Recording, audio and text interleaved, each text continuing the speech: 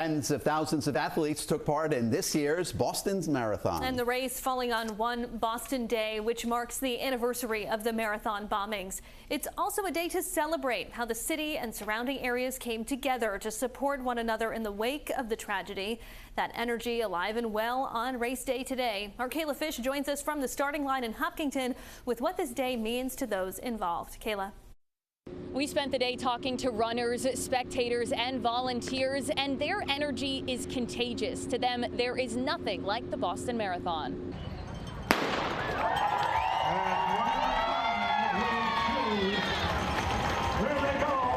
The race itself is exhilarating. Nikolai Markovich lives in Hopkinton and ran Boston back in 2017. This year, he's volunteering at the starting line in his hometown. Just the energy of the crowd, and just to watch the runners, haven't gone through it before, the sacrifice and time that they've made, and just to be here at this event. I mean, it's Boston. It's a race with a reputation, attracting some big names like this year's Grand Marshal Rob Gronkowski.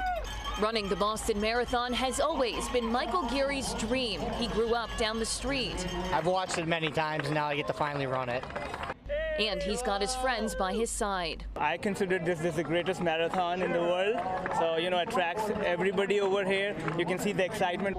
At times, emotions were bittersweet. This race falls on April 15th, 11 years after the attack on the marathon.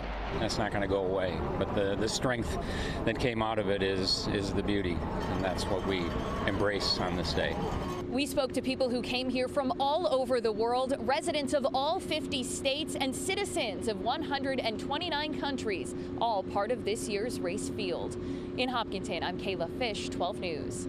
Some run to win. Many just run to say they did it. Close to 30,000 athletes took part in the Boston Marathon today. Sase Lima and Helen Orbiri were the men's and women's winners, while Marcel Hug and Eden Rainbow Cooper won the wheelchair divisions. Kayla Fish spoke with people at the starting line in Hopkinton about what this day means to them. Kayla?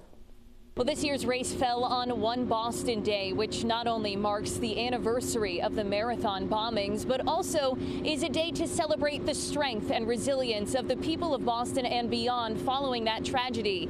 And today, that spirit and strength was on full display. As a runner, you say, okay, what's the challenge? And this is number one. There's nothing better. Greg Rittman of Wisconsin is running his 10th Boston Marathon this year. That Boston strong mentality keeps him coming back. It's just amazing. 2013, I was sitting in Madison. Sorry, get emotional. On that day in 2013, and decided then, I got to get back here.